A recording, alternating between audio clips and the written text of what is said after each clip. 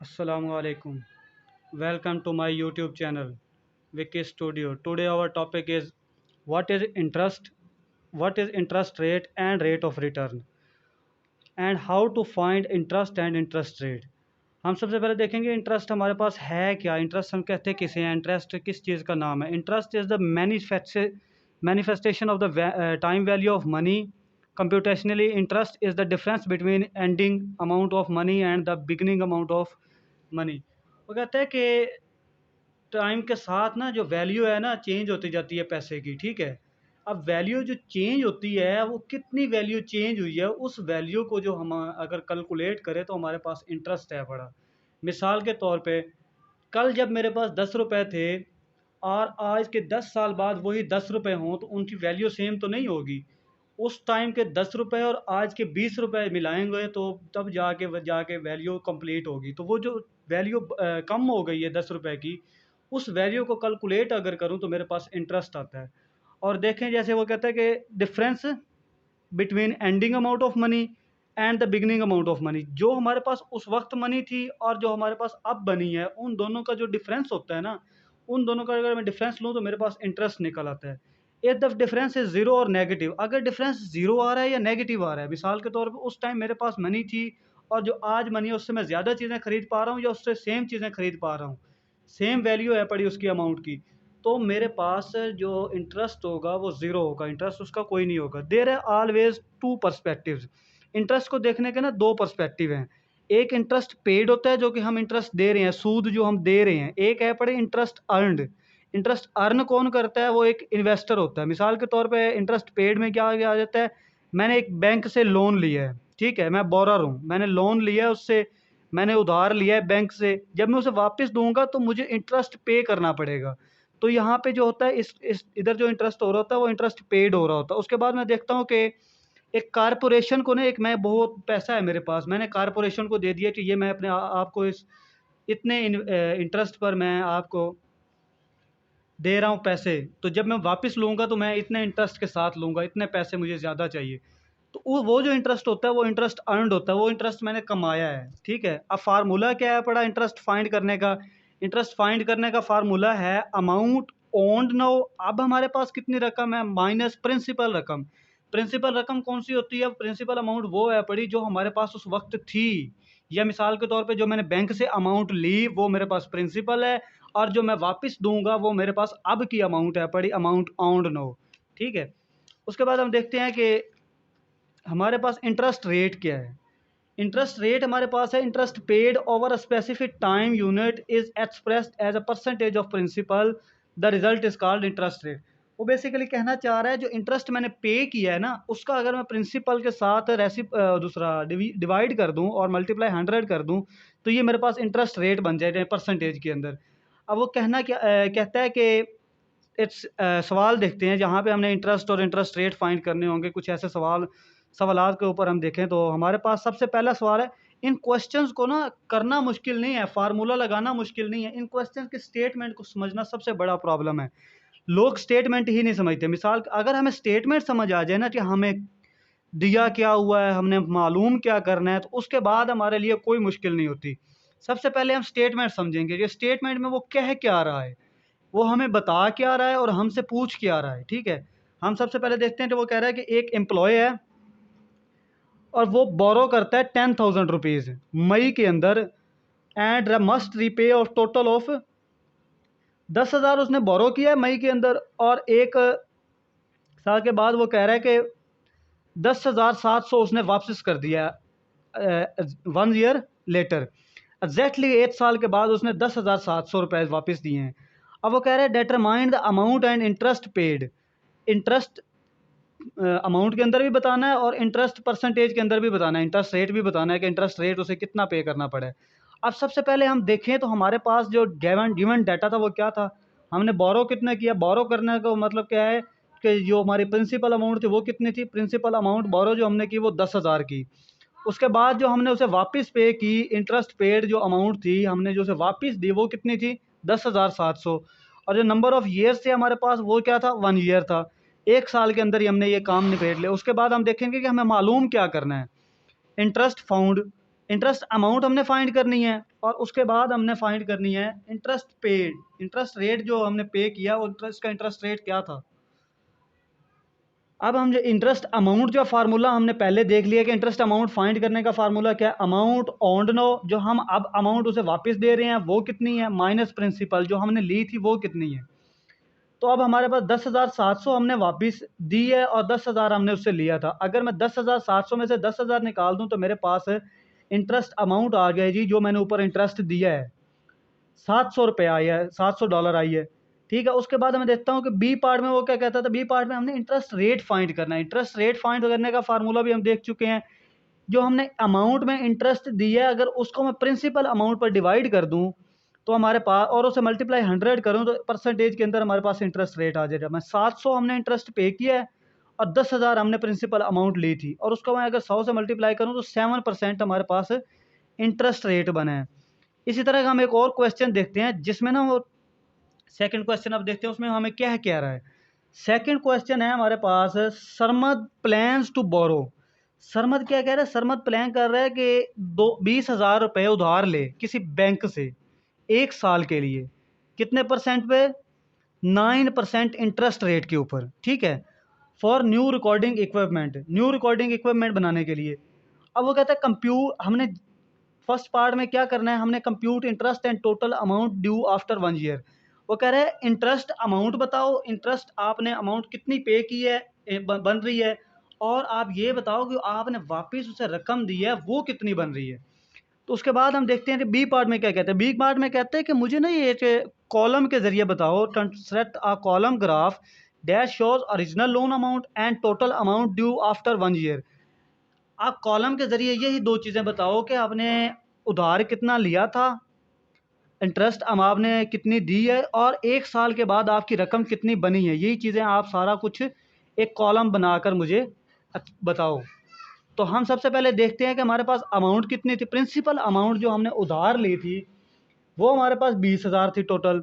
और उसके बाद हमने देखा कि जो हमारे पास इंटरेस्ट रेट बना वो हमारे पास 9% उसने दिया हुआ था खुद ब खुद। अब 9% को मैं अगर सिंपली लिखूं तो उसे मैं 100 से डिवाइड करके 0.09 बनेगा। अब इंटरेस्ट अमाउंट हमने इसमें फाइंड क्या करना है, हमें वो खुद कह रहा है कि फर्स्ट पार्ट के अंदर ही इंटरेस्ट अमाउंट फाइंड करनी है कि आपने अमाउंट के अंदर कितना इंटरेस्ट पे किया, और टोटल अमाउंट जो 1 साल के बाद आपने पे की वो कितनी थी वो बतानी है। सबसे पहले हम फाइंड क्या करेंगे, हमें इंटरेस्ट अमाउंट फाइंड करेंगे। इंटरेस्ट अमाउंट फाइंड करने के लिए हम इंटरेस्ट रेट वाला फार्मूला इस्तेमाल करेंगे। इंटरेस्ट रेट का जो हमारे पास फार्मूला था, interest rate is equal to interest amount over principal था। अगर मैं 100 से मल्टीप्लाई करूं तो ये परसेंटेज में चला जाएगा, और मल्टीप्लाई ना करूं तो ये सिंपली अमाउंट होगी। अब उसने इंटरेस्ट अमाउंट तो दे दी, इंटरेस्ट रेट भी दे दिया, इंटरेस्ट अमाउंट भी, प्रिंसिपल अमाउंट भी दे दी। तो हमने फाइंड क्या करना है, इंटरेस्ट अमाउंट फाइंड करनी है। तो इंटरेस्ट अमाउंट अगर मैंने फाइंड करनी हो तो प्रिंसिपल इधर जाके मल्टीप्लाई हो जाएगा, principal multiply by interest rate करूंगा तो मेरे पास इंटरेस्ट अमाउंट आ जाएगी जो मैंने इस 1 साल के बाद उसे ऊपर इजाफी पे करना पड़ा है, वो मेरे पास अमाउंट आ जाएगी। मिसाल के तौर पर मैंने 0.09 मेरे पास इंटरेस्ट रेट था और उसे मैंने जब प्रिंसिपल अमाउंट के साथ 20,000 के साथ मल्टीप्लाई किया तो मेरे पास रकम क्या बने, इंटरेस्ट अमाउंट हमारे पास बनी 1800। अब ये अमाउंट अगर मेरे पास 1800 आई है तो मुझे टोटल वापसी कितना पे करना पड़ेगा, 20,000 तो मैंने लिया था और 1800 मुझे ऊपर इंटरेस्ट देना पड़ा।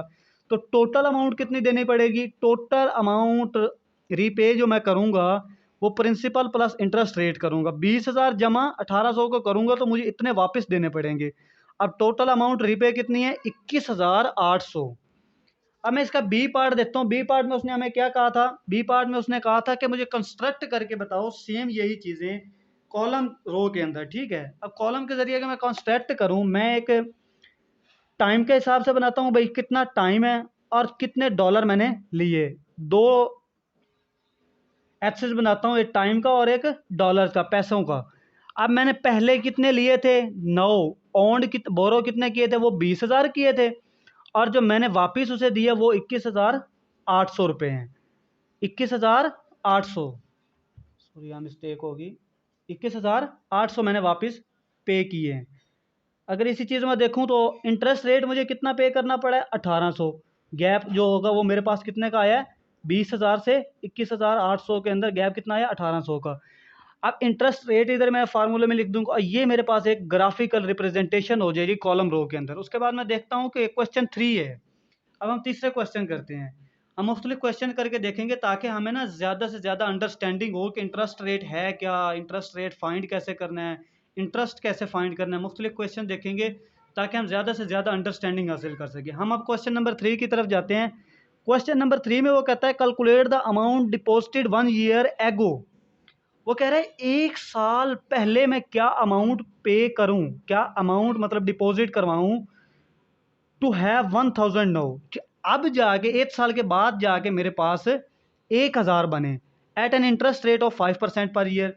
जबकि इंटरेस्ट रेट जो दिया हुआ है वो 5% पर ईयर है। 5% मुझे इंटरेस्ट मिलेगा उस रकम के ऊपर मैं जो जमा करवाऊंगा। अब कल बी पार्ट में क्या कहता है, calculate the amount of interest earned during this time period. अब जो अमाउंट हमने अर्न की है 5% तो उसने बता दिया ना जो हम अमाउंट अर्न करेंगे। अब जो वो कहता है इंटरेस्ट वैल्यू अमाउंट बनेगी कि मिसाल के तौर पे मैंने 1000 लिया था, उसके ऊपर मैं 1000 जमा करवाया था बैंक के अंदर, और साल के बाद 5% के बाद पर मुझे कितना मिलेगा, वो अमाउंट जो मिलेगी वो कितनी होगी वो मुझे बताओ। तो हमारे पास गिवन डाटा क्या है, total amount repayment, total amount जो हमारे पास है मौजूद इस साल होनी चाहिए वो हमारे पास 1000 है, और इंटरेस्ट रेट कितना है हमें दिया हुआ 5%, नंबर ऑफ ईयर्स कितने दिए हुए हैं 1 साल दिया हुआ। अब वो कहता है कि प्रिंसिपल अमाउंट फाइंड करके दो जो आप 1 साल पहले जमा करवाओगे बैंक के अंदर, वो मुझे फाइंड करके दो, और इंटरेस्ट अमाउंट फाइंड करके दो जो आप इंटरेस्ट अमाउंट कमाओगे। अब देखते हैं प्रिंसिपल अमाउंट। अब हमारे पास जो टोटल अमाउंट फाइंड करने का फार्मूला था वो हमारे पास था प्रिंसिपल प्लस प्रिंसिपल को अगर मैं इंटरेस्ट रेट के साथ मल्टीप्लाई करूं, या हम कह दें कि interest amount, principal interest amount को जमा करूं तो मेरे पास टोटल अमाउंट बनती थी। अब हम यहाँ में हमारे पास इंटरेस्ट अमाउंट फाइंड करने के लिए फार्मूला क्या था, प्रिंसिपल अमाउंट को मैं इंटरेस्ट रेट के साथ मल्टीप्लाई करता था। तो सेम काम मैंने यहाँ पे, अब प्रिंसिपल अमाउंट को मैं एक्स लेट कर लेता हूँ फॉर एग्जांपल। प्रिंसिपल अमाउंट हमारे दी तो नहीं हुई, हमें तो टोटल अमाउंट दी हुई है और हमारे पास इंटरेस्ट रेट दिया हुआ है। तो अब मैं प्रिंसिपल अमाउंट को मैं लेट कर लेता हूँ एक्स के बराबर है, एक्स प्लस एक्स इंटू 0.05 और टोटल अमाउंट आ जाएगी। टोटल अमाउंट कितनी थी, $1000 दी हुई थी हमें, वो हमने यहाँ पुट कर दी, और हमारे पास x की वैल्यू हमने फाइंड करनी है, प्रिंसिपल अमाउंट हमने फाइंड करनी है। x हमने कॉमन लिया 1 प्लस 0.05, तो ये 1.05 बना। जब मैंने x फाइंड करना है तो ये उधर जाके 1.05 डिवाइड हो जाएगा, तो 1000 डिवाइडेड बाय 1.05, तो ये 952.38 प्रिंसिपल अमाउंट बनेगी, जो कि मुझे उस वक्त जमा करवानी है ताकि 1 साल के बाद मेरे पास $1000 बन सके। अब हमारे पास इंटरेस्ट अमाउंट क्या बनी वो फाइंड करने के अब हमारे पास दो मेथड हो सकते हैं। एक तो हम इंटरेस्ट अमाउंट का फार्मूला यही इस्तेमाल कर रहे हैं, प्रिंसिपल अमाउंट को हम इंटरेस्ट रेट के साथ मल्टीप्लाई कर लें। 952.38 हमने प्रिंसिपल अमाउंट फाइंड किया और उसको मैं इंटरेस्ट रेट के साथ मल्टीप्लाई करूं 0.05 के साथ, तो 47.619 मतलब 47.62 बनती है, ठीक है। और या दूसरा मेथड इस्तेमाल करूं इंटरेस्ट अमाउंट का, दूसरा मेथड क्या हो सकता है कि मैं टोटल अमाउंट में से प्रिंसिपल अमाउंट को माइनस कर दूं, तो उससे मैं देखूं तो interest rate is equal to 1000 minus 952.38, तो मेरे पास 47.62, ये भी सेम वही अमाउंट बनती है। तो इसको हम दो तरह से फाइंड कर सकते हैं। अब हम जाते हैं कि अपने नेक्स्ट क्वेश्चन की तरफ। नेक्स्ट क्वेश्चन हम देखते हैं कि हमारे पास नेक्स्ट क्वेश्चन में हमें वो कहना क्या चाहता है। नेक्स्ट क्वेश्चन में हमें वो कहता है कि instrument borrowed 35 lakh from a private equity firm for expansion of its manufacturing facility for making carbon dioxide monitors. Carbon dioxide monitors, the company repaid loan after 1 year with a single payment of 38,85,000. What was the interest rate on the loan? वो कहता है कि आपने 35 लाख एक फिर्म से लिया है loan अपना बिजनेस को बढ़ाने के लिए। अब जो आप वापस पे करोगे सिंगल अमाउंट के अंदर 1 साल के बाद जो आपने वापस पे किया है वो 38,85,000 पे किया है, ठीक है। तो आपने मुझे बताना है कि आपने इंटरेस्ट रेट कितना इंटरेस्ट रेट पे किया है, ठीक है, लोन के ऊपर।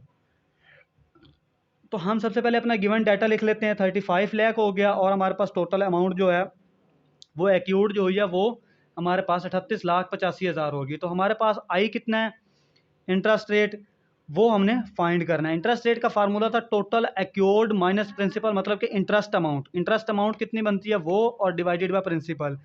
तो 38,85,000 में से जब मैं 35 लाख माइनस करता हूँ तो मेरे पास इंटरेस्ट अमाउंट बनती है जो मैंने इंटरेस्ट पे किया ऊपर वाली अमाउंट, और उसको मैं अगर प्रिंसिपल अमाउंट पर डिवाइड करता हूँ और मल्टीप्लाई बाय 100% से करता हूँ तो मेरे पास परसेंटेज आ जाती है। तो जब मैंने इसमें से माइनस किया तो ये 3,85,000 आती है, और इसको मैं जब 35 लाख पे डिवाइड करता हूँ मल्टीप्लाई 100 करता हूँ तो 11% मेरे पास इंटरेस्ट रेट आ जाता है। अब हम आखिरी क्वेश्चन देखते हैं आज का। आखिरी क्वेश्चन हमारे पास है कि वो हमें ना फॉलोइंग 3-4 स्टेटमेंट्स दे रहा है, और 3-4 इंटरेस्ट रेट के स्टेटमेंट दे रहा है, और बता रहा है कि इन सब में से ना हाईएस्ट रेट ऑफ रिटर्न क्या किसका होगा। मिसाल के तौर पर वो कह रहा है एक स्टेटमेंट ये है, एक स्टेटमेंट ये, इन सब में से बताओ कि हाईएस्ट इंटरेस्ट रेट कितना, रेट ऑफ रिटर्न किसका आएगा। मिसाल के तौर पे मैं एक इन्वेस्टर हूँ और मैं देखना चाहता हूँ कि मैं ये वाला बिज़नेस करूँ, ये वाला बिज़नेस करूँ, इसको इसको इंटरेस्ट पे वैल्यू दूँ, इसको दूँ या इसको दूँ, तो मुझे किसको देनी चाहिए जिसका इंटरेस्ट सबसे ज़्यादा होगा। तो मैं देखता हूँ कि पहली रकम में वो कहता है कि 12,500 मैंने उसे दी, और उससे मैंने जो वापस ली वो उसके ऊपर इंटरेस्ट पे लिया, वो मेरे पास है 1125 रुपये है। इसकी मुझे इंटरेस्ट वैल्यू, सबसे पहले मैं रेट ऑफ रिटर्न निकालता हूँ। रेट ऑफ रिटर्न में भी बेसिकली हमारे पास इंटरेस्ट रेट होता है, ठीक है। अब इंटरेस्ट रेट हम उसका फाइंड करें तो हमने interest divided by principal amount करें और मल्टीप्लाई 100 करें तो हमारे पास इंटरेस्ट रेट निकल आता है। तो इंटरेस्ट रेट जो पहले क्वेश्चन के 1125 को मैं 12,500 पे अगर डिवाइड करूँ और मल्टीप्लाई 100 करूँ तो 9% बनता है। अब दूसरे मैं पार्ट का देखता हूँ कि दूसरे पार्ट का क्या बनता है। Rate of return is equal to, हम सबसे पहले हो गया था 56,000 मैंने उसे दिया, और वापसी भी मैंने 56,000 के ऊपर उसके इंटरेस्ट लिया, वो मैंने 6160 लिया। तो मैंने 6160 को अगर मैं 56,000 पे तकसीम करता हूँ और मल्टीप्लाई 100 करता हूँ तो मेरे पास 11% बनता है इसका रेट ऑफ रिटर्न। अब रेट ऑफ रिटर्न मैं 7600 का लेता हूँ, 7600 मैंने इंटरेस्ट पे किया और 95,000 सी पार्ट के अंदर मैं पे जो प्रिंसिपल अमाउंट थी वो, और मल्टीप्लाई 100 करता हूँ तो मेरे पास 8% बनता है। अब तीनों में से मुझे हाईएस्ट रेट ऑफ रिटर्न क्या मिल रहा है, वापसी मेरे पास हाईएस्ट किसका आ रहा है, वो बी पार्ट का आ रहा है 11%। तो मैं किसको दूंगा अपनी रकम उधार पे, मैं उसे दूंगा जो सबसे ज़्यादा मुझे रेट ऑफ रिटर्न देगा, वो है 11%। आज का हमारा टॉपिक यहाँ पे एंड होता है। आई होप आपको समझ आ रही होगी। अगर नहीं आई तो कोई भी क्वेश्चन है तो आप कमेंट बॉक्स में लिख सकते हैं, हम उसको दोबारा से देखेंगे अगर कुछ भी समझ नहीं आया तो।